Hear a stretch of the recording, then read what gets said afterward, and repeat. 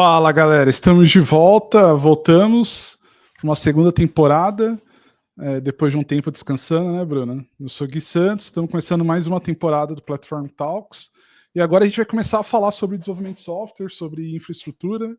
A gente fez uma primeira jornada passando por algumas empresas e conhecendo o IDP deles, e agora a gente quer trazer coisas mais técnicas ainda e hands-on em breve. E para isso, antes de começar a live, também falar que a gente está lançando a nossa escola, né? A gente conversou muito sobre isso, estou bem feliz. Se alguém quiser depois ver, o link está aí na descrição. E para abrir essa nova temporada, ninguém melhor do que o Jaime. Se apresenta aí, Jaime. Fala, galera, beleza? Meu nome é Jaime Nagase, sou Principal de Application Modernization para América Latina aqui dentro da AWS. A gente vai falar um pouquinho sobre arquiteturas modernas. Boa. Quer comentar alguma coisa aí, Bruno? Se não, bora pro papo. É só falar que estou muito feliz de voltar com as lives aqui. É muito bom ter essas conversas de tecnologia, ainda mais com a galera boa igual vocês. Então, bora lá, essa nova temporada. Boa, bora. Boa, galerinha. Fala, Paulo Ponciano. Fala, meu garoto, beleza? Bom, galera, a gente vai falar um pouquinho sobre... Olha que palavra bonita, né? Modern Software Architectures. E aí eu já vou começar com uma parada que é o seguinte, né? Tudo que é moderno tende a ser antigo daqui um mês, daqui 2 anos, daqui 3 anos, né? Então, se você estiver vendo a gravação daqui uns 2, 3 meses, 6 meses, 2 anos, pode ser que isso aqui não seja tão moderno mais, tá bom? Beleza? Mas a gente vai falar um pouquinho sobre uma trajetória, espero que vocês gostem do storytelling aqui que eu tô trazendo. Quem que é o Jaime Nagase, né? Eu sou embaixador DevOps pelo PeopleCert aqui no Brasil e na América Latina. Eu tenho IT Expert. Eu fui ex-head de Cloud DevOps na Porto Seguro, trabalhei no Itaú e na Cielo, e atualmente eu sou principal de AppMod, aí deu uma cortadinha ali, para a América Latina, e eu escrevi um livro chamado Application Modernization Strategy. Cara, galera, esse aqui é um QR Code, se vocês quiserem pegar o livro aqui. No final eu vou mandar um link para vocês, válido por 24 horas, para vocês poderem baixar o livro de graça, beleza? Mas aqui, se quem quiser o livro físico, tá aqui, tem a possibilidade de comprá-lo. Lembrando que toda a renda desse livro, não importa qual, tá indo direto para a GRAAC, beleza? Para a associação lá, para tomar conta das criancinhas com câncer, beleza? Vamos começar. Bom, galera, acho que eu vou colocar um ponto aqui que eu adoro falar sobre isso. Lady Conway, 1967. As estruturas organizacionais refletem o desenho dos seus sistemas, beleza? Repito, as estruturas organizacionais da sua empresa refletem diretamente na forma como vocês desenham os sistemas. É exatamente isso que a Lady Conway fala. E aí a gente vai entrar um pouquinho no detalhe do como isso se reflete em arquiteturas de software, tá bom? Lembrando, galera, isso aqui é o primeiro, né, Gui, de uma série que a gente vai adentrar sobre codificação e por aí vai. Então, não vou entrar muito em detalhes, vou falar muito de arquitetura, mas aí depois esperem os próximos episódios, né, Gui? Boa, isso aí, Jaime. Boa. Bom, galera, antes de 2000, aplicação monolítica lá, a gente trabalhava cilado, time de desenvolvimento, operações, segurança e governança totalmente separados. Isso não quer dizer que empresas atuais não tenham esse modelo agora, tá bom? Conforme os 2000 vieram passando, vários livros, Manual DevOps, Accelerate, Projeto Fênix e entre outros, começaram a falar para a gente mudar a forma de trabalho e começamos a mudar. Começamos a colocar os engenheiros junto com a gente, os product owners, os gerentes de engenharia, tudo ali, e depois colocando algumas caixinhas cross, como arquitetura, segurança, redes e por aí vai. Só que o monolitão lá, antes dos anos 2000, ficou lá de pé, né? Qual era o impacto que isso dava? Bom, e aí, depois dos anos 2015, nosso querido chefe ali, Jeff Bezos, apareceu com um negócio chamado API Mandate. Vamos conversar por APIs. E aí os times começaram a criar APIs de um lado para o outro. Só que os monolitos, antes dos anos 2000, permaneceram com aquelas tecnologias muito boas que antes sustentavam o negócio. Qual era o impacto disso? E aí, qual o impacto disso? É que isso acaba gerando SPOFs. E o SPOF pode ser, para quem não sabe o que é SPOF, single point of failure. E aí você acaba tendo um SPOF em banco de dados, ou um monolito propriamente dito, ou um próprio cache, ou qualquer outra coisa que você teria no meio, que poderia te dar um problema onde uma coisa cai e todo o resto cai. Se você for ver daqui uns 2 minutos anteriores nessa apresentação, eu falei que eu era Tech Manager ali dentro da Cielo e que eu fazia tomar uma conta de incidentes. Qual que é a grande sacada? Uma coisa caía, você tinha que sair correndo atrás de folha de mudança para entender o que estava acontecendo e qual que era a derrubada disso tudo, né? E aí surgiram, depois dos anos 2015, as maravilhosas microserviços, né? Vamos trabalhar com Mesos, vamos trabalhar com Kubernetes, vamos trabalhar com Docker, vamos trabalhar com microserviços. E aí é quando a gente vê uma evolução dos times se refletindo nas arquiteturas. E aí já eu sou moderno, eu já uso microserviços. O que isso significa? Isso não quer dizer nada, porque se você tiver 300 clusters de Kubernetes conectado num banco de dados único, você continua tendo um SPOF, você continua tendo um monolito. Se você não tiver uma segregação de contas, você pode continuar tendo monolitos em questão de boundaries, de limites de contas dentro da AWS também. Então a gente tem várias formas de você enxergar o que é um monolito, várias formas de você enxergar o que é uma aplicação moderna, e aí é onde a gente vai adentrar para a gente chegar exatamente nesse conceito onde uma equipe, uma squad, trabalha com um conjunto de stacks totalmente segregadas, sem que gerem impacto às demais BUs. E aí é quando a gente entra na parte mais legal aqui da nossa apresentação. Beleza? Qual que é a grande sacada, galera? Se a gente for pegar aqui, acabei de passar para vocês aquilo que eu vivi, pelo menos no meu auge dos meus 39 e 40 anos aqui. Aqui acho que o Bruno deve ter seus 22 e o Gui também uns 18. Não deve ter vivido. Brincadeira à parte. 18 é só de carreira, cara.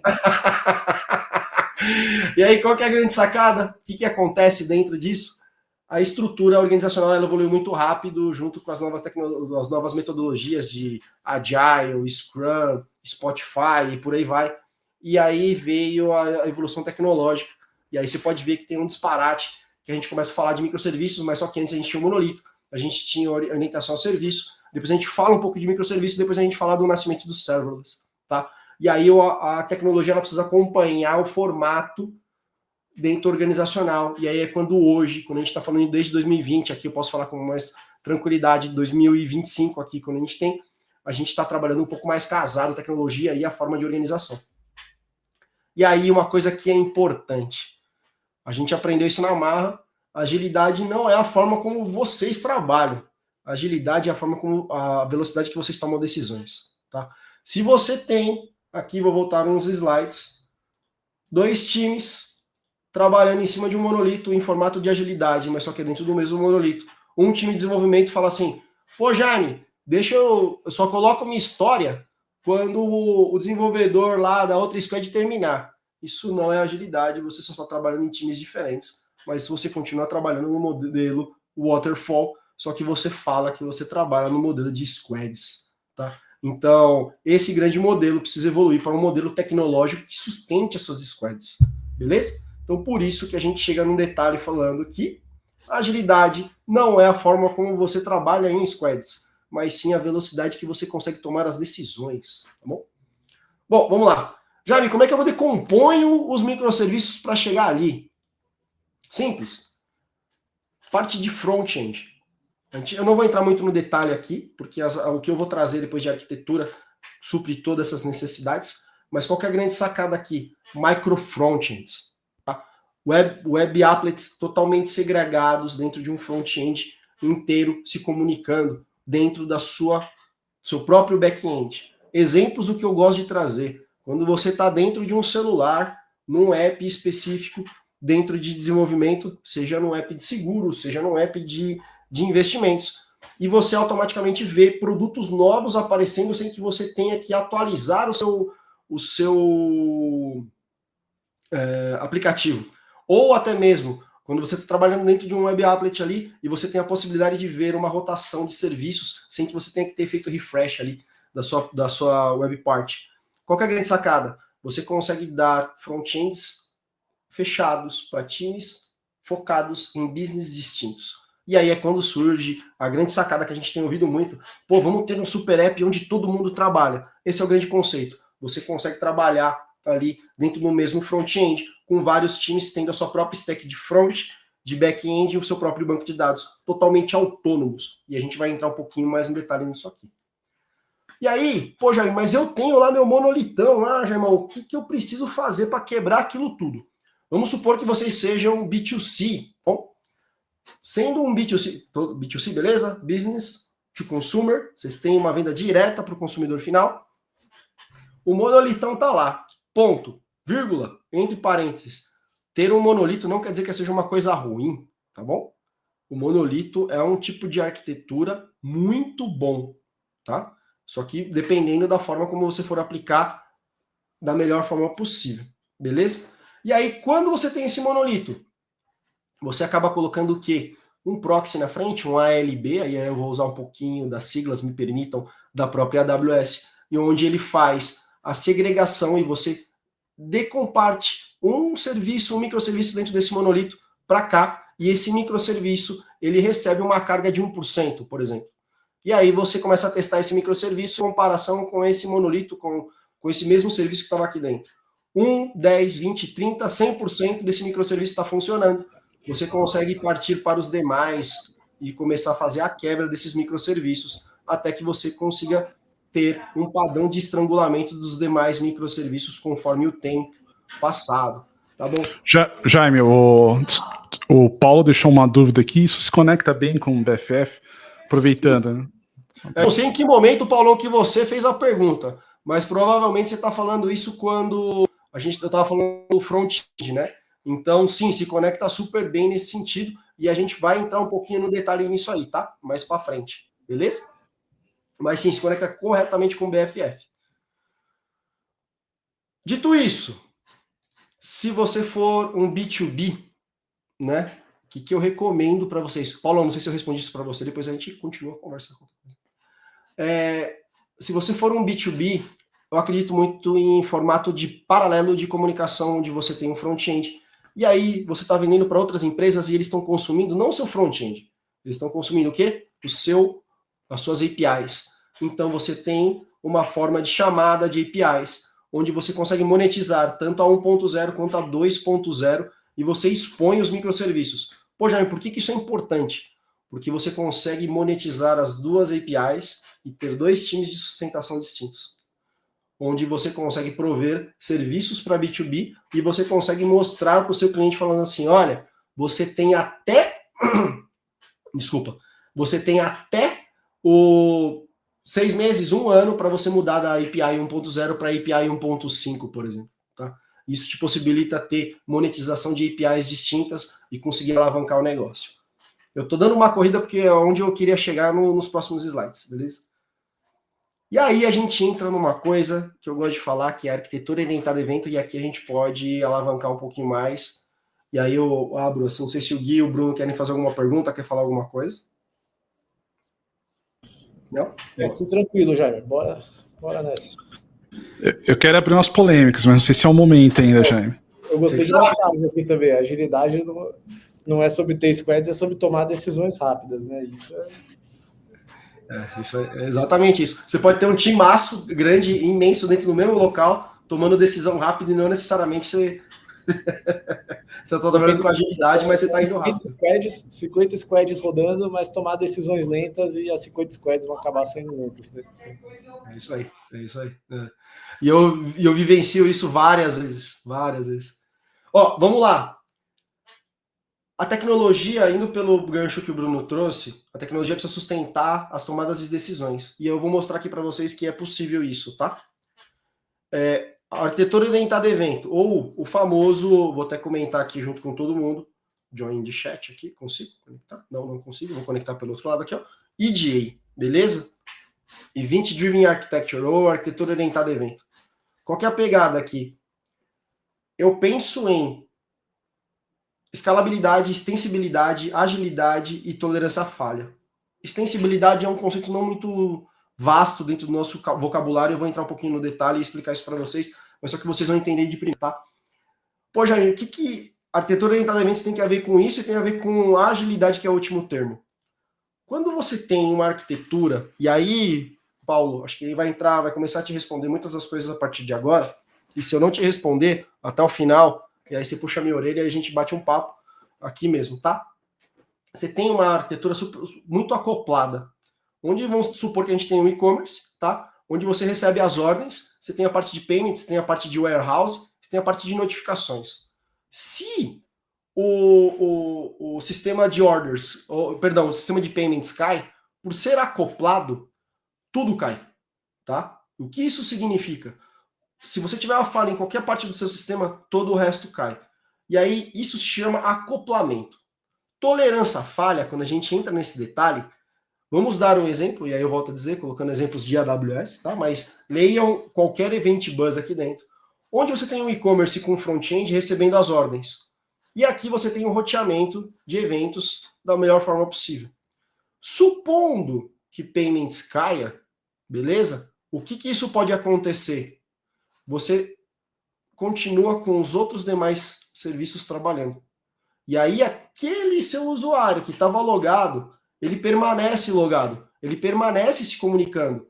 Essa é a grande sacada, é o grande segredo da arquitetura orientada a eventos. Então, eu loguei aqui dentro e quantas vezes já não fui no e-commerce, fiz o pagamento, e aí eu vou até, vamos supor que aqui no exemplo tenha caído o warehouse, eu fiz o pagamento, fiz a compra, e aí depois de 2, 3 dias me chega um e-mail falando assim, pô, a gente não tinha em estoque. Você quer seu reembolso? Provavelmente, naquele momento, aquele warehouse estava fora. Só que, para não perder a venda, eu não deixei de passar o cartão, eu não deixei de realizar a venda em relação àquilo. Tá? Esse é um grande segredo onde você vira e fala assim, pô, eu consigo trabalhar com isso. Outros exemplos que eu posso te dar. O time, aqui, o time de squads aqui, a squad de payments, fez um deployment ruim e derrubou payments aqui, né? E aí o que acontece? Você tem de isso pra cá. E aí você consegue armazenar aqui o resultado depois, a parte de payments, alguma específico aqui. E aí, acho que o Jaime tá falhando, né? É aqui. Alô? Alô? Falhando aqui também, Gui. Acho que é lá. É o seu mic, Jaime, tá falhando. Melhorou? Não? Melhorou, vamos ver. Acho que foi a API do microfone. Boa, peraí, deixa. Boa, aí, ó. Não tá com resiliência. Melhor. E aí o que acontece? A gente tem aqui, ó, por exemplo, deixa eu até jogar um. Pronto. E aí o que acontece? Você tem a parte do warehouse, você tem a parte aqui que fez o deployment errado, você tem as filas que você acaba não perdendo as solicitações que aconteceram no sistema, e quando voltar ao sistema de payments, você acaba voltando a reprocessar toda a parte que estava engargalada sem perder nenhuma transação que estava por aqui. Então essa é a grande sacada que a gente tem aqui de resiliência na de. Bom, qual outra coisa que a gente pode extensibilizar? Eu queria um novo aqui. Acho que tá falhando aí, Jaime. Peraí. Não parece ser a internet, tá? É, parece ser o microfone, porque dá para ver você se mexendo, só a voz que dá uma bagunçada.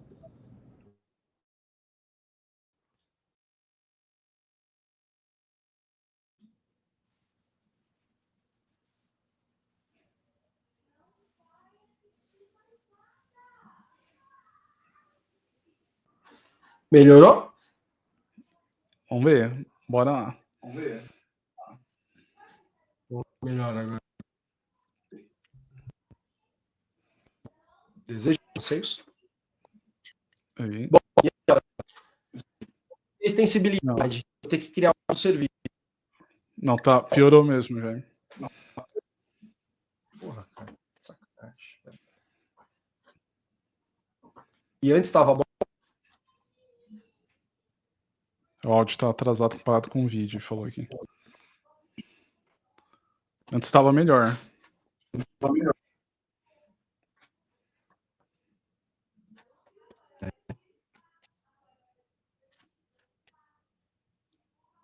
E agora tá pior. Vamos ver. Continua aí pra ver.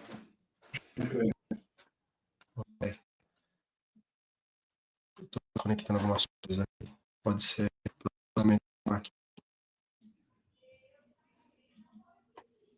E agora? Posso? Não? Seguro? Manda bala aí, vamos ver. Agora apareceu melhor. Boa. E aí, o que eu falo de extensibilidade e agilidade?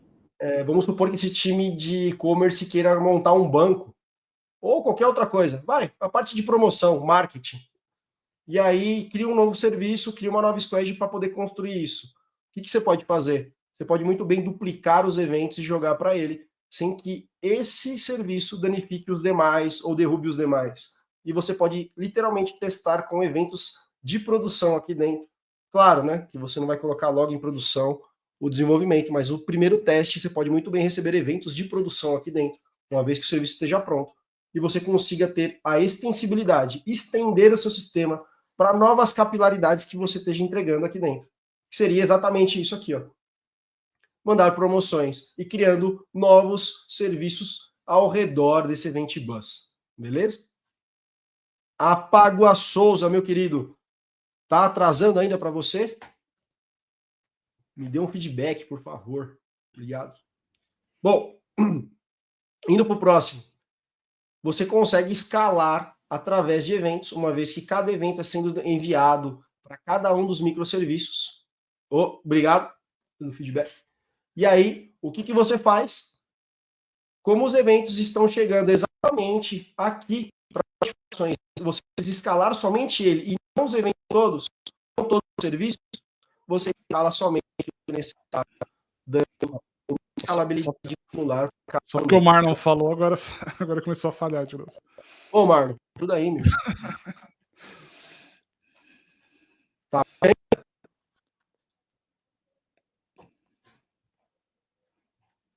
Falhando a voz.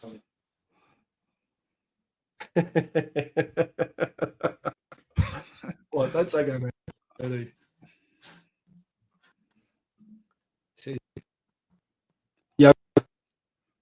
Falhando ainda. Talvez seja melhor você reiniciar o PC. Não sei se falhou alguma coisa do próprio PC com a integração com o microfone. Não, pode.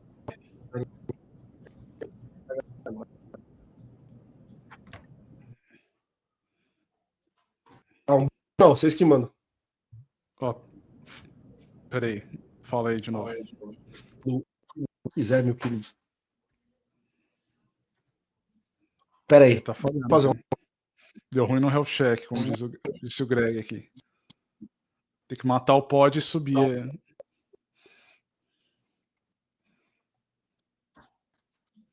Se quiser sair e voltar, Jaime, você que sabe, cara. Te aguarda aqui. Vê se eu lembro alguma piada de tecnologia.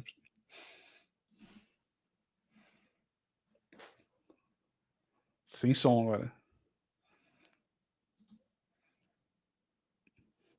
Preciso adicionar algum música de elevador aqui, quando alguém cair. Deixar um lo-fi aqui, ó. Qualquer coisa, o Gui abre, compartilha a tela aí na imersão da comunidade, mostra pra galera. Boa.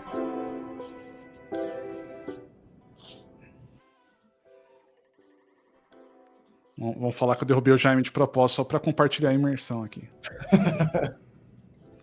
Compartilhar um lo-fi e a galera fica resolvendo o problema enquanto isso. Fala, Júlia. Acho que o Jaime tá usando o microfone da Microsoft, hein?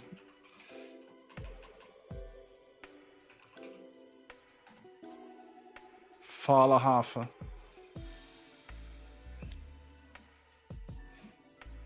A gente tá esperando... Opa, Jaime tá de volta. E aí? Melhorou? Melhorou. Resolveu, hein? Falaram que você tava usando a Microsoft aí, cara. Eu tô no Mac, mano. Você vai dar risada, cara. A famosa solução Windows, né? Reinicia que vai. Que zoado, né? Ó, vamos lá. Subiu aqui. Voltamos. Deixa eu passar a apresentação aqui. Peço perdão aí. Todos da casa. Onde eu estava? Ah, terminei aqui. Pô. Ah, legal. Pô, galera, dúvidas, anseios, desejos aqui? Rafael, Evandro, Júlia, Gregório. Pô, lo-fi é da hora, né? Verdade. Lixandrão, boa, Lixandrão. Marlon, Apágua. Tá certo. Guilherme, Paulão. Dúvidas, anseios, desejos? Pode seguir, bora lá. Então, pô, e aí chega, Germão, beleza, falamos de escalabilidade, tolerância à falha com arquitetura orientada a eventos, tal, e etc. Pô, e aí, e a tal da arquitetura hexagonal, né? Não sei aí, galera, vocês conhecem... Pô, Evandro, você tá me zoando, hein? Microsoft não, me ajuda aí. E aí, nada contra a Microsoft, pelo amor de Deus, hein? Mas, pô, eu trabalho na concorrência aqui, né? Boa, Gregório, é isso aí, mano. Arquitetura orientada a eventos. Mas temos outras coisinhas legais aqui também. Aqui a gente fala de arquitetura hexagonal, tá? E aí eu vou mandar um abração aí pro Vitão. Vitão, obrigado, irmão, pela ajuda aqui. Você me salvou a pele hoje com essa apresentação aqui. E aí o que acontece? Opa! Quando a gente tem um monolito, é um quadradão ali, né? O que a gente faz? A gente vai para uma arquitetura hexagonal. Poxa, mas vocês são num quadrado e um hexagonal, né? Qualquer grande sacada aqui. Pô, isso aqui é o grande diferencial de quando a gente fala, galera, de quando a gente começa a falar, fugir de infraestrutura como arquitetura. Eu vou dar uma pausa aqui, eu vou colocar uma pitada aqui de pimenta. No passado, principalmente a minha figura aqui, eu cheguei a fazer compra de servidor, essas coisas. E aí o que a gente fazia? Durante quase ciclos de compra de servidor de 3 a 5 anos, a gente fazia em CAPEX. E aí, o que a gente fazia? A gente provisionava o servidor lá dentro do nosso data center e dava isso para o desenvolvedor. Tá? Dando isso para o desenvolvedor, o que acontecia? O desenvolvedor consumia toda a máquina ou pedia mais máquina. Não tinha escalabilidade. Você comprava a memória sobrando, você comprava a CPU sobrando e colocava lá para rodar. Pô, estou falando bem das antigas. E esses mesmos desenvolvedores são os desenvolvedores que estão trabalhando em cima de microserviços e estão trabalhando agora em cima de cloud. Não é demérito que eu estou comentando sobre os desenvolvedores, mas, antigamente, não se importava muito com a parte não funcional, porque se consumia a máquina toda ou não consumia, tanto faz, já estava paga aquela máquina, ou estava pagando durante um leasing. Quando a gente vai para um modelo de cloud, se você errar uma recursividade, se você errar uma arquitetura, os custos acabam sumindo demais. O que eu estou colocando aqui é, quanto mais os desenvolvedores e as pessoas de infraestrutura conhecerem os propósitos de cada uma das arquiteturas de software, melhor vocês vão utilizar os serviços de cloud. Tá? É exatamente isso que eu estou propondo aqui. E aí eu vou falar da arquitetura hexagonal, beleza? O que é uma arquitetura hexagonal?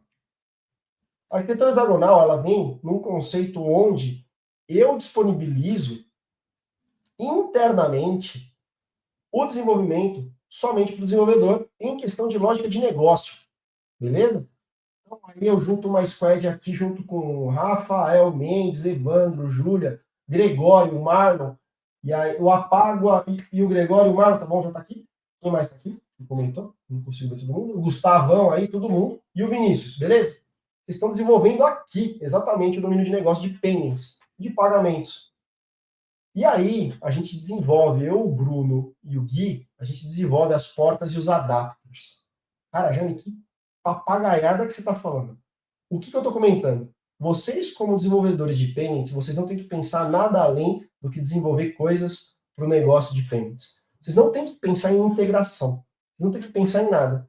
Aí eu vou falar para o Gui, Guizeira, fala para mim aqui, ó, escreve uma biblioteca de portas de conexão. Beleza? E aí, vou falar para o Brunão, falar assim, Brunão, quais são os adapters que vão ser do lado de fora? E aí eu vou entrar exatamente no detalhe do que eu estou comentando aqui. O que é exatamente isso? Eu vou dar interfaces para quem estiver desenhando e codando a parte de domínio lógico para sair e entrar e buscar informações e enviar informações de formas rápidas e claras. Sem que essas interfaces e adaptadores, né, sejam códigos do time de payments.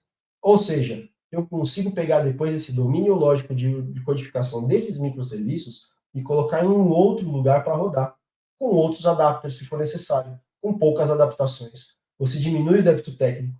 Você não coloca evolução, por exemplo, de olha, hoje eu uso Exo e amanhã eu vou usar Kong. Você não deixa isso a encargo do time de negócios. Isso fica fora. Você somente consome uma API. Por quê? O Gui, conforme no passado eu comentei, o Gui criou uma biblioteca para isso. Ele tem somente um call de uma API e o adapter, quem está decidindo é o Bruno. Esse adapter pode ser Exo e Kong e API Gateway. E aí o Bruno de uma vez mudou de Exo para API Gateway. O que o Gui, dono da biblioteca, faz? Ele somente troca a biblioteca. Só que a chamada de quem codificou é a mesma. Continua a mesma. Ele só troca por trás da biblioteca. Então, é somente uma atualização para todo mundo de uma forma mais clara, mais transparente. Outros formatos que a gente consiga trabalhar aqui dentro. Exemplos mais práticos que agora vocês vão conseguir ver. Vamos supor que a gente tem um pod aqui trabalhando aqui corretamente e você tem aqui uma biblioteca de porta de payment, uma de notificação, uma de ordem, uma de inventário, uma de event bridge e uma de API Gateway. Aqui você tem uma biblioteca somente call, onde o Gui desenhou essas bibliotecas. E você tem o quê? Os adapters. Pô, eu vou chamar a Stripe, eu vou chamar o PayPal, eu vou chamar o SQS aqui por trás. Ou eu vou chamar o Event Bridge, eu vou chamar o API Gateway. E aí você consegue trabalhar em conceitos distintos de portas e adapters.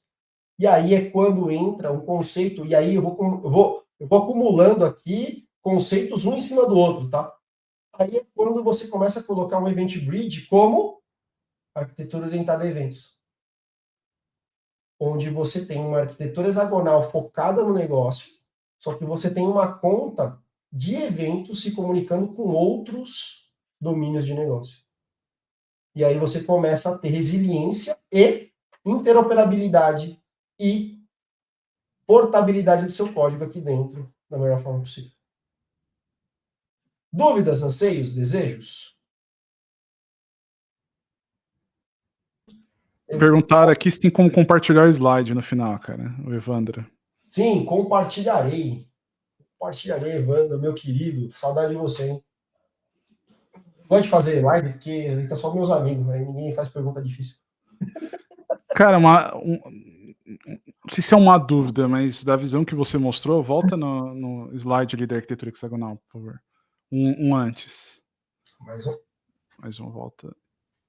Muita coisa aí que eu já vi algumas empresas cometendo alguns erros, alguns deslizes, né? De ir para essa abordagem e não reaproveitar muita coisa que é abstraída do negócio. E acaba criando, sei lá, adapters duplicados, outras partes da arquitetura duplicada, né? O que você vê hoje de boa prática para ajudar a reduzir isso? Cara, uma coisa que é importante, né? Se você hoje você ter o ambiente de cloud te dá muitas possibilidades e te dá uma variedade muito grande, Gri. Adorei a pergunta. E aí a gente, sempre quando eu converso com as empresas, eles falam assim, pô, eu queria ter mais reutilização de código para poder ter velocidade e esse tipo de coisa. Se você tiver um time bem alinhado, como se fosse o Team Topologies, um time de arquitetura, trabalhando verticalmente e horizontalmente de uma forma correta, esse time da biblioteca aqui, ó, tá vendo? Que é das portas, ele consegue fazer de uma forma que o time daqui, aí eu tô falando de fora para dentro, os adapters sejam os mesmos, as portas sejam as mesmas ou parecidas, e aí você já começa a ter reutilização de código tanto de porta e adapter, muito rápido nesse sentido. Mas os times não trabalham dessa forma. Obrigado, Evandro, pelo feedback do livro. E aí eu vou colocar um desafio aqui para quem estiver na live. Eu não sei quantas pessoas estão, porque eu peço desculpa pelo áudio. Estamos com 26 agora. Pô, 26 pessoas, e aí se a gente bater umas 30, fico feliz, mas não necessariamente por isso. Quem adivinhar qual open source, projeto open source, que trabalha muito parecido com a arquitetura hexagonal, eu vou dar um livro meu na casa de vocês, beleza? Qual que é a grande sacada aqui? Tem infraestruturas e projetos open source que utilizam essa arquitetura de uma forma muito simples. E a galera não consegue entender a forma como a gente consegue trabalhar. Tá? Já deram palpite aqui, né? Ô, Altieres, meu querido! Ô, Altieres, não é nem você tá aqui, irmão. Você sabe tudo isso aqui que eu tô falando, hein, mano? Você não vai, hein? Você trabalha com o Joãozinho, né, Altieres? Beleza. Tá certo, o Dapper trabalha também. E aí, eu vou te mandar, Altieres, uma parte do meu livro. Mas tem uma outra também, Altieres, que você trabalha no dia a dia, irmão.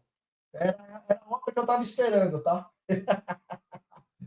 Que é um símbolozinho azul. Mas vou mandar o livro para vocês. Mas quem tiver na cabeça, mais um livro, quem tiver na cabeça aquilo que eu tô achando, e aqui eu também vou dar mais um livro para vocês, beleza? Qual que é a arquitetura que a gente utiliza aqui. Mas respondi você? Sobre Boa, excelente. código, esse tipo de coisa? Respondeu, cara, e conecta muito com o que você disse no começo ali sobre Cowes Law, né? Como a estrutura de time influencia o sistema, né? E aí, porra, eu vou aumentar nisso aí também, Gui. E aí, cara, aí, galera, vamos falar um pouquinho de AWS, né? Para que, se você tá, vamos lá, aí, a grande sacada que eu adoro conversar com os clientes, né? Os clientes viram para mim e falam assim, irmão, Cláudio é loquinho e não sei o quê. Pô, é loquinho mesmo? Porque se você estiver trabalhando numa arquitetura hexagonal muito bem definida ali, onde você tem adapters e ports trabalhando de uma forma correta, onde você tem domínio, valeu, Evandrão, onde você tem domínio das suas bibliotecas, né? E elas são transversais, os adapters podem ser serviços nativos da AWS. O seu código está no domínio lógico segregado aqui dentro, onde você consegue trabalhar para fora. Então, você pode usar um Event Bridge, você pode usar um SQL, você pode usar um API Gateway. É claro, dependendo da capilaridade de serviço que você está utilizando, quanto mais você se amarrar, mais difícil de você conseguir mudar de cloud. Tá? E aí é quando a gente entra aqui, no modelo de processamento múltiplo, né? De input. Você pode ter várias entradas. Você pode ter entrada de um API Gateway, você pode ter entrada de um SQS, você pode ter entrada de um Event Bridge. É muita coisa que a gente conversa com os clientes e fala assim, poxa, irmão, eu tenho obrigatoriamente de utilizar toda a minha entrada através de um API. Pô, não. Eu tenho que entrar através de eventos? Não necessariamente. Você pode trabalhar com múltiplas entradas e você pode trabalhar com múltiplas saídas também. Tá? E você tem a portabilidade de literalmente conseguir trabalhar com múltiplos bancos de dados distintos, porque você tem interfaces e adapters distintas. Pô, o que eu estou querendo dizer? Você consegue literalmente fazer script em 2 bancos da mesma coisa. Pô, isso aí não traz muito benefício. Pô, você parar a pensar, traz bastante benefício se você está pensando numa jornada de migração, esse tipo de coisa. E aí, exemplos, você pode trabalhar com cache especificamente, cache aside, né, que a gente fala, a pattern, e você conseguir cachear tudo aquilo que você precisa dentro de um lado para depois ser reutilizado. E aqui eu faço um ponto e vírgula. O que daqui a gente pode levar de melhoria? Eu vou falar de um negócio chamado Space Based Architecture na sequência, onde a gente consegue trabalhar em cima de Elastic Cache de uma forma de um middleware apartado, junto com um banco de dados lateral, beleza? É exatamente isso que eu vou falar agora. Dúvidas, anseios, desejos do que eu vou colocar aqui? Não? Ainda está de pé, tá? Qual que é o símbolo azul open source que trabalha com arquitetura hexagonal, beleza? Space Based. Putz, cara, isso aqui é uma arquitetura que eu juro por Deus que as palavrinhas estavam bonitinhas até eu subir no sistema aqui, tá? Eu prometo para vocês. O que acontece? Essa arquitetura, ela tá bom? Ela consegue ela tem um nível médio. Boa, Gregório. O Reclame Aqui ganhou primeiro, hein? Não sei quem foi que confusou primeiro ali. Só para explicar por que o Kubernetes parece com uma arquitetura hexagonal, né? Você tem o control plane dela trabalhando num formato de somente orquestração, né? E você tem os serviços trabalhando por fora. E aí você não cria interdependências diretas e você consegue dar liberdade dentro do seu core business ali, que seria os pods e os nodes ali trabalhando de forma separada através do kubectl, tá? E você consegue ter uma noção de um pouco de uma arquitetura hexagonal sendo composta ali, tá? Onde os seus adapters, você trabalha com o scheduler como um adapter, você tem o Kube API como outro adapter, e aí você acaba tendo esse tipo de comunicação onde, teoricamente, se o seu control plane cair, seus serviços continuam trabalhando, tá bom? Mas sim, também, Kubernetes também tem uma característica muito clara de arquitetura hexagonal. Galera, acho que um ponto específico, nenhuma implementação de arquitetura ela é 100% condizente com aquilo que é na teoria, tá? Por questão de negócio, por questão de outras coisas, tá? Isso é muito importante. Vou mandar para vocês dois também, Gregório e para o Reclame Aqui. Reclame Aqui vai ser fácil depois, hein? Ô, galera, manda como é que manda para você, Gui? O endereço? Essas paradas aí, mano. Cara, acho que se vocês quiserem chamar o Jaime no LinkedIn, dá um ping nele lá, tá na descrição aqui.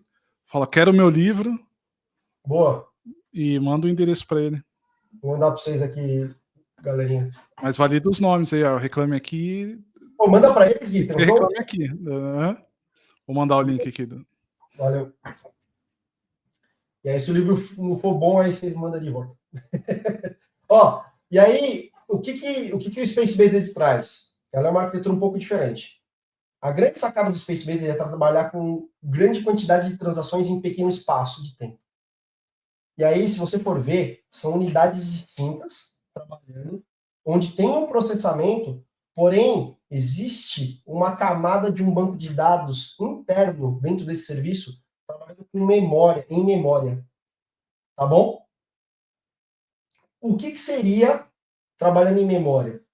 Eles, dentro dessa camada, na hora que eu recebo uma transação, ele guarda nessa memória e automaticamente ele se comunica com os outros microserviços, transportando a mesma transação, também em memória, para ter uma velocidade de entrada e saída. Pô, Jaime, quem usa isso? Banco que recebe muita transação de informação de payments, débito, crédito e por aí vai. E aí, como é que é feito, por exemplo, a consolidação dentro de um banco de dados propriamente dito específico, tá? É através do Virtualized Middleware.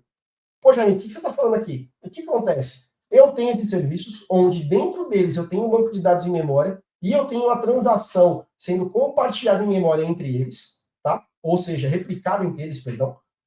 E para poder ter uma resposta mais rápida para o meu usuário final, em vez de ele ir buscar no I/O dentro do meu banco de dados. Ponto.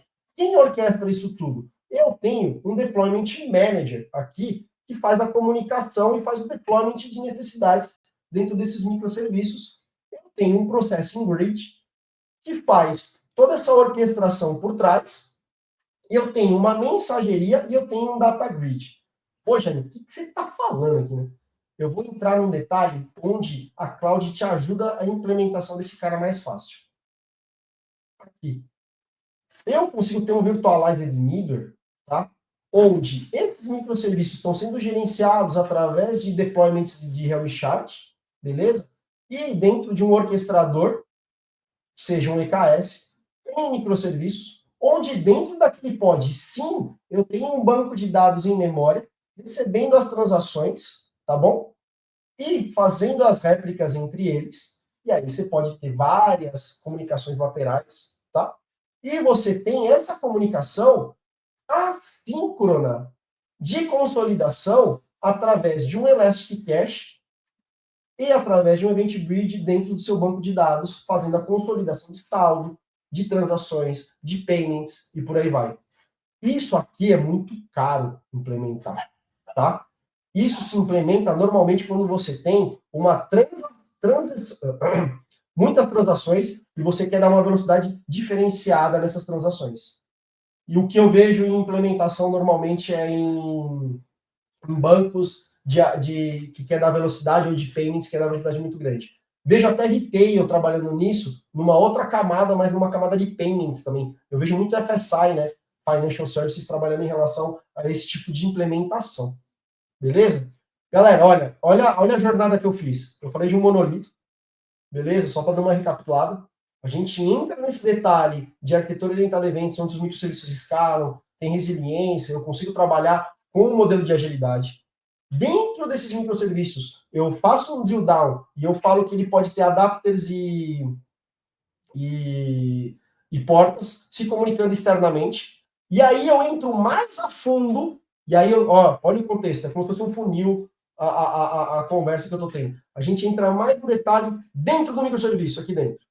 Como ele trabalha, ele pode dar esse trabalho. Pô, Jaime, devo utilizar tudo? Não.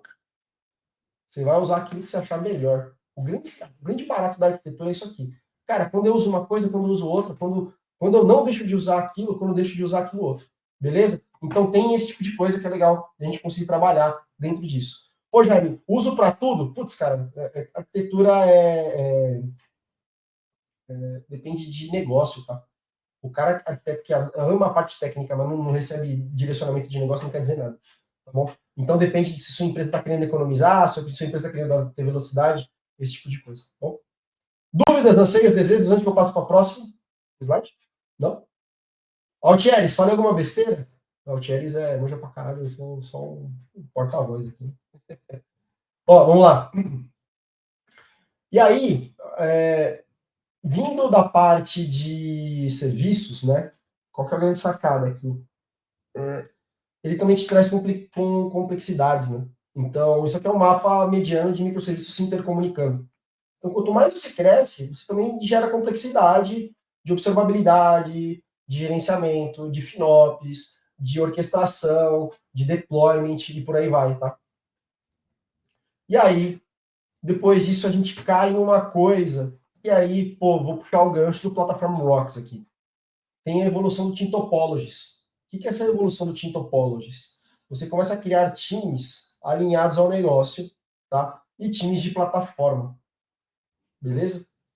E aí é quando você vê as colaborações acontecendo e você vê o quê?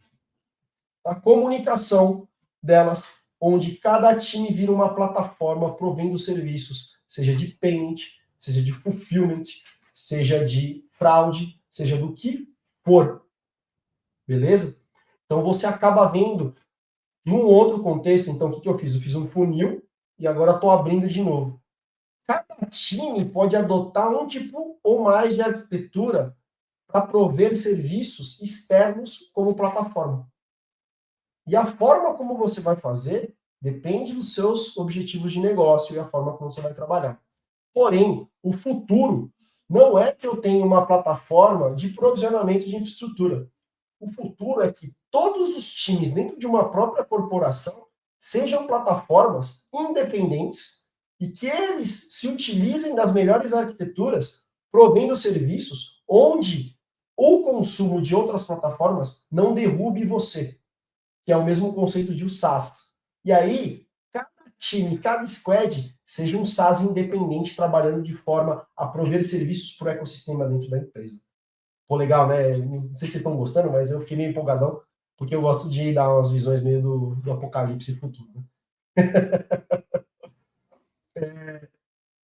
Galera, qual que é a jornada macro que a gente vê de evolução arquitetural? E agora eu vou entrar numa outra versão de arquitetura, e aí é a arquitetura de cloud.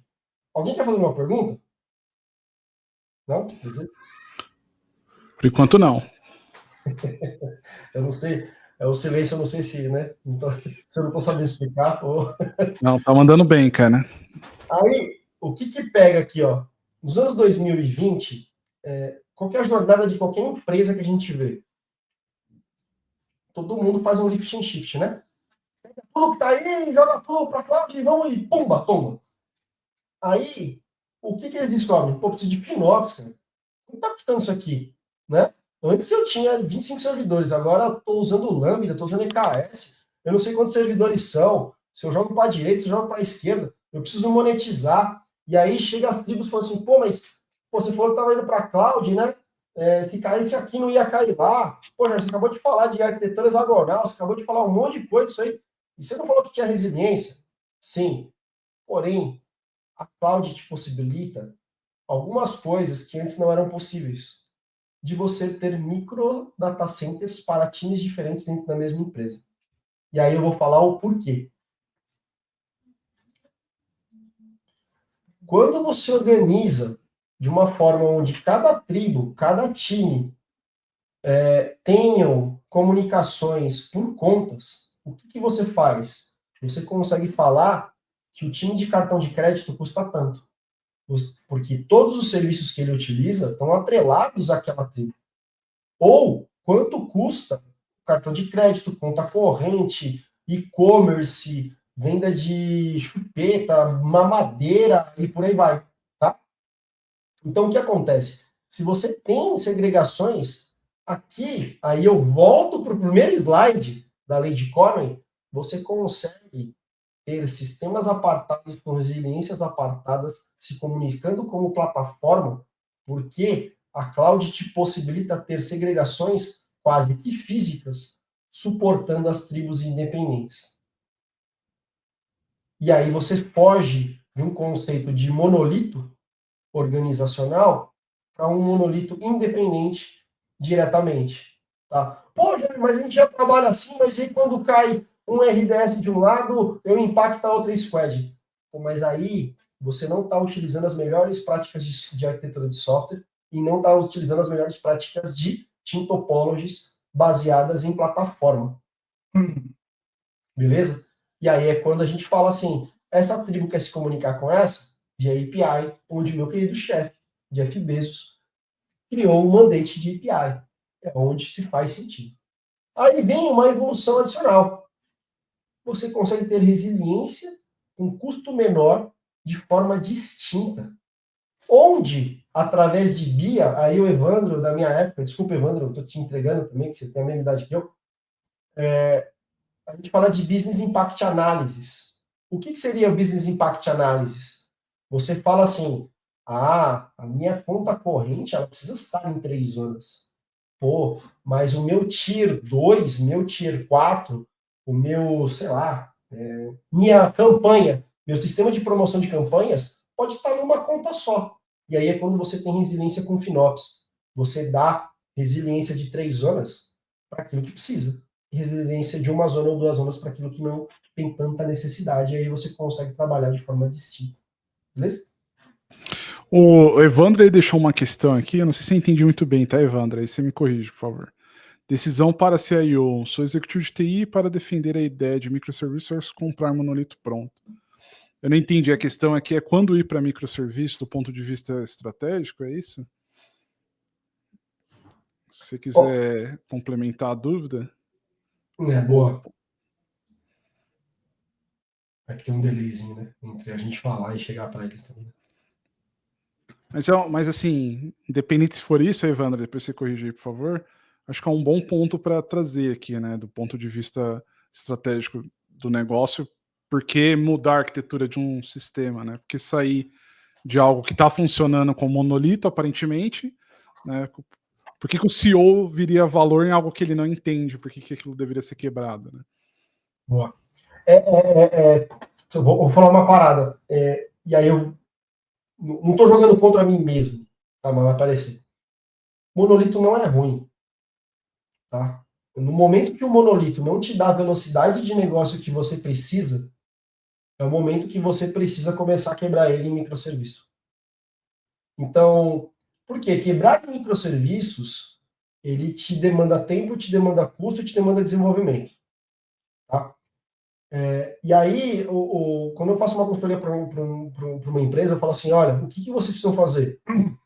Quais são os serviços que te trazem dinheiro e que faz sentido quebrar em microserviços? Então, não necessariamente tudo precisa estar em microserviços.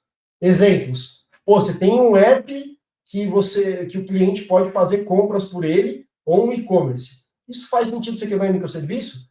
Porque se tiver uma campanha promocional, pode escalar muito e o monolito não vai escalar. Você pode ter problema de escalabilidade no Black Friday, esse tipo de coisa. Você precisa ter um monte de parâmetros que talvez os microserviços vão te dar. Exemplos do que talvez não faça sentido. Eu tenho minha base de cadastro de cliente. Vou começar a quebrar o sistema de cadastro de funcionários. Pô, cara, você pode até quebrar isso aí, mas você vai gastar, comprar uma consultoria, você vai contratar um outro time, né?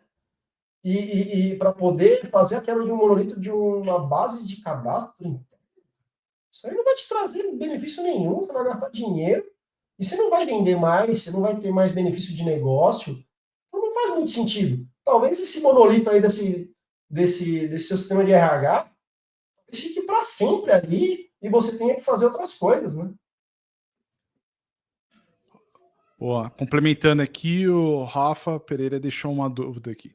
Ainda sobre essa pergunta, com microserviço consigo corrigir mais rápido questões de segurança? Rafa, te respondo. Se eu terminar aqui, acho que vai ter que ser mais rápido para a gente poder bater um papo. Pode ser? Não vou. Boa, Só para a manda gente bala poder. aí. E aí, eu termino com uma coisa aqui, ó. Engenharia de plataforma em cima disso tudo. Gerenciando criação de conta, availability zone, novos serviços, tirando serviço, dando velocidade para os sistemas e por aí vai. Sensacional. E aí é quando a gente faz um recap, onde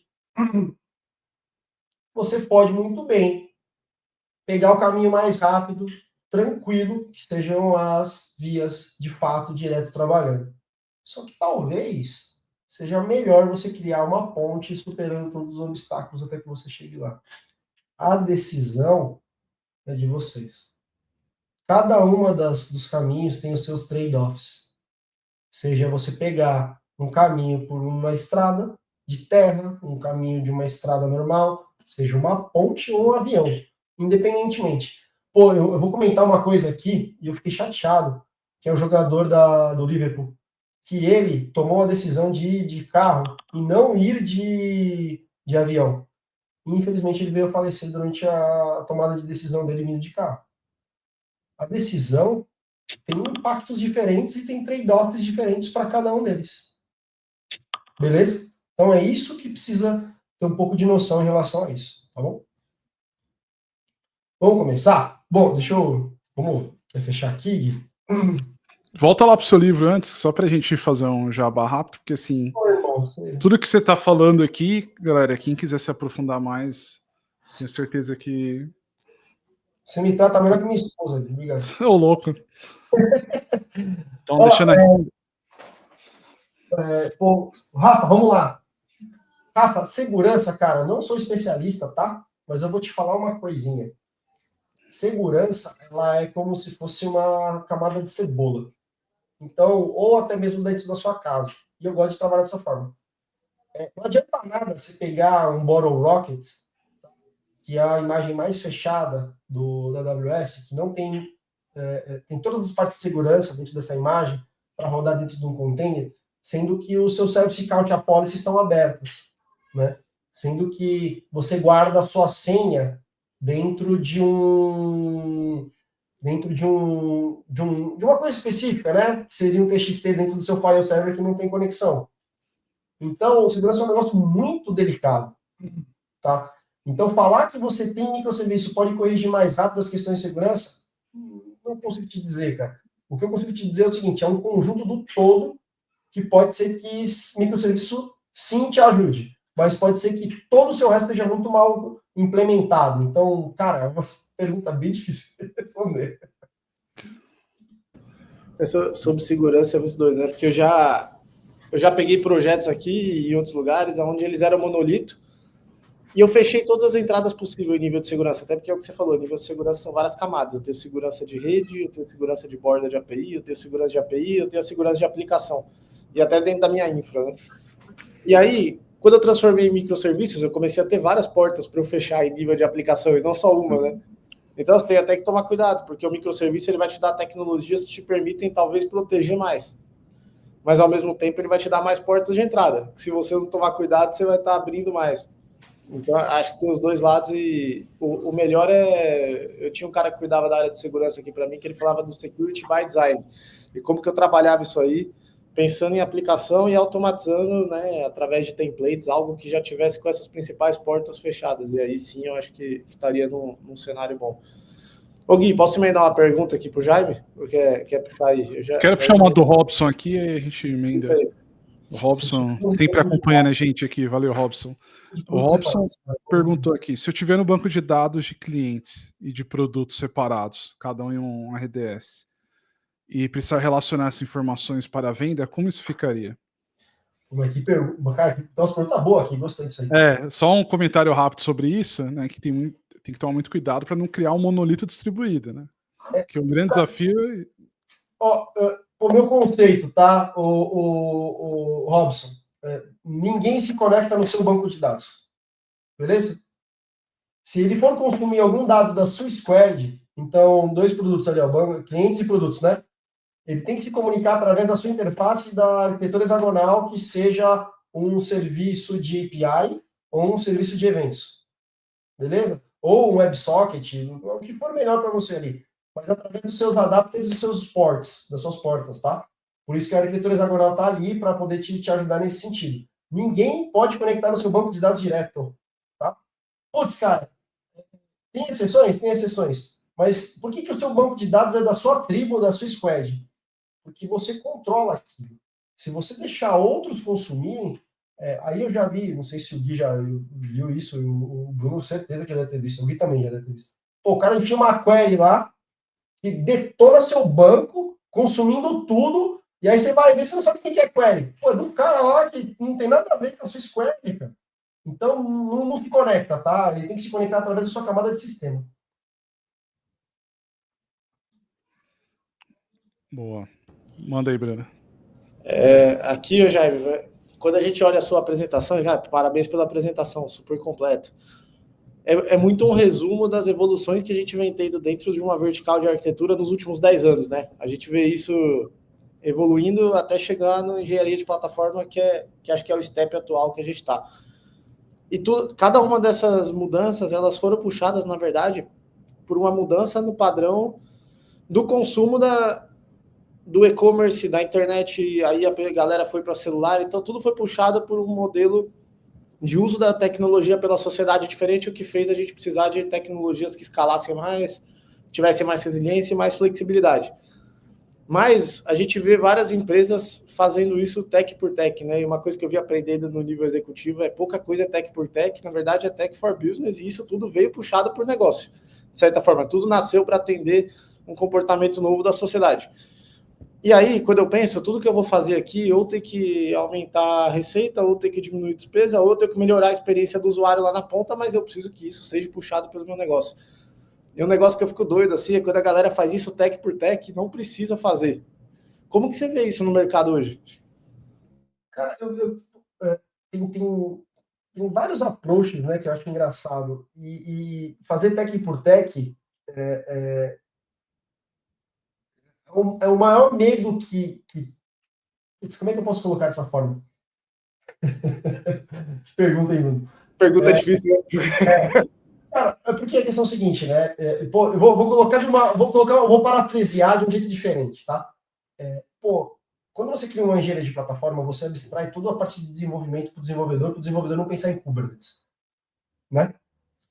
E aí, quando eu ajudo os times a fazer a adoção de plataforma, o maior problema é quando o time de desenvolvimento fala assim, pô, mas eu tinha domínio do meu Kubernetes, eu queria ter domínio do meu Kubernetes. Isso é TI por TI.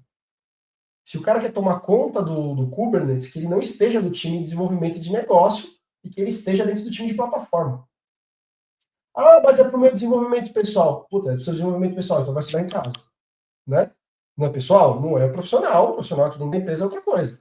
Então, eu vejo muito isso nesse sentido, onde você tem essa dicotomia entre buscar informações e ter conhecimento das coisas, entre, putz, eu poderia estar sendo muito mais produtivo para a minha empresa. Então, é exatamente esse lado. Você quer testar alguma coisa, quer trazer alguma coisa, talvez, se você queira trabalhar com essa parte de tecnologia por tecnologia ou não testar isso, você estaria dentro de outro time para poder fazer esse tipo de trabalho e pedir remoção. Eu vejo muito nesse sentido, Bruno, hoje. Ainda mais indo no contexto de plataforma que a gente tem aqui, mais nessa parte de trabalho. Faz sentido o que eu falei? Eu acredito que sim, porque eu vejo muito assim, né? Eu tenho, às vezes tem desenvolvedores, a gente conversa com ela e fala, vou mudar isso aqui de Java para Go. Ah, beleza, legal, Go é a linguagem mais moderna e tal, mas o que do negócio hoje está demandando que você use Go? Eu entendo que Go tem benefícios, mas vai afetar o negócio ou eu vou só gastar 3 meses aqui refatorando a minha estrutura inteira, e por 3 meses às vezes custa 800, 900 mil reais, você sabe disso, você está na AWS e acompanha. Então, acho que é esse alerta, né? isso tudo são evoluções necessárias, evoluções puxadas por negócio que a gente tem que aplicar quando a gente tiver ali uma demanda que de fato precise disso, né? É bem isso. Mas acho que o grande ponto, por exemplo, e aí que eu dou conselho para quem, agora, olhando pelo outro lado, tech por tech, você quer mudar para Go, não tem como fugir de você dar um business case, por exemplo, para o Bruno e falar assim, olha, eu estou comparando Java com Go, e Go está sendo, tipo, 300 vezes mais rápido do que Java, e isso em 10 meses vai trazer os 900... Exemplo, tá, Bruno? Vai trazer na mesa 1 milhão de retorno para a empresa do Bruno. Pô, aí é o lance do que o meu livro fala o seguinte, por mais que você queira trazer de Java para Go, você precisa dar uma justificativa para o negócio que é financeira, falando do porquê que Go é melhor que Java e não porque Go só é mais legal nesse sentido. Ou você vai buscar outras coisas do tipo, pô, aquilo que eu desenvolvi em Java demorava, sei lá, 18 meses, isso aqui eu vou demorar em 6 meses, é outra justificativa que você precisa trazer. Então, eu não vejo ninguém de tecnologia, claro, né? Quanto melhor o cara for técnico, melhor o cara galga. Mas se o cara quer ganhar dinheiro e quer dar justificativa, o cara que fala tecnologia e fala negócio, é o cara que sobressai muito mais rápido. Acho que essa é uma das dicas valiosas, né? Estuda negócio também, entende o impacto da tecnologia no negócio, correlaciona as coisas e traz o ganho. Muito boa a resposta, velho. Valeu. Boa, galera. Vocês têm mais dúvidas aí? Estamos chegando agora no final da live. Não sei se o Jaime tem alguma consideração, o Bruno. Eu tenho uma também, gosto muito do tema. Não falei muito aqui, mas uma coisa que eu vi também que muita gente faz é em sistema interno usar microserviços, cara. Isso aí eu acho que é para 100, 200 usuários, só complicar o próprio deploy. Tem que saber quando aplicar, né? É isso aí. Mas é isso, então. Se tiverem mais dúvidas, galera, chamem o Jaime aí, tem o link do LinkedIn dele, cobrem o livro. Jaime, Bruno, vocês querem deixar mais alguma consideração? Vamos falar que é muito bom estar de volta nas lives aqui, na conversa com vocês, galera. Vamos compartilhar a comunidade. Eu sempre falo isso, né? A comunidade, o valor dela é vocês conversando ali dentro, é a gente trocando experiência, é o benchmark que é possível fazer ali. Então vamos cada vez compartilhar e participar mais. Boa. Galera, agradecer, Gui, agradecer, Brunão, pelo convite, agradecer, galera, por estar aqui junto. Paulão, Dan Newman é sensacional, irmão, é do caramba. E aí, também dou um conselho aqui para quem quiser mais dessas arquiteturas para comprar. Tá certo? Mark Richards, Fundamentos de Arquitetura de Software. É sensacional esse livro também. Gosto muito do Sam Newman. Sam Newman é sensacional para quebra de monolito. E os Fundamentos de Arquitetura de Software também é muito bom. O meu livro é literalmente aquilo que a gente acabou de falar, o Bruno e o Gui, que é comunicar arquitetura de software com objetivos de negócio. Beleza? Muito obrigado. Boa. E é isso, galera. Assim, quem não faz parte da comunidade, bora entrar lá. Tem muita coisa legal que a gente ainda quer construir esse ano. Quem não é inscrito no canal, dá essa força pra gente, continuar fazendo as lives. E também deem uma olhada na imersão, se faz sentido para vocês. A gente está abrindo nossa EdTech e vai ser focada total em infraestrutura. A gente está começando agora com a imersão em Backstage Go. E Go tem uma pessoa fantástica que vai estar com a gente, que é o Gleicon, que já foi CTO na Log, diretor no Nubank, passou por um monte de empresa, tem bastante experiência com essa parte de Foundation. E não é só isso, a gente não está só lançando a imersão. O que a gente quer fazer é concorrer com a Lura, concorrer com essas plataformas hoje voltada para o nicho de infraestrutura, DevOps, Cloud. Então a gente vai ter vários outros treinamentos. Quem fizer parte da imersão vai ter acesso aos outros treinamentos. A gente já está no nosso roadmap Terraform, Ansible. A gente deve lançar bastante coisa legal lá ao decorrer desse ano. Beleza? Então é isso, galera. Muito obrigado por quem acompanhou. Galera de sempre, Robson, o Greg, Rafa, Vini, Júlia, Evandro, todo mundo aí. Beleza? Muito obrigado, galera. Até a próxima semana. Valeu, Jaime. Falou.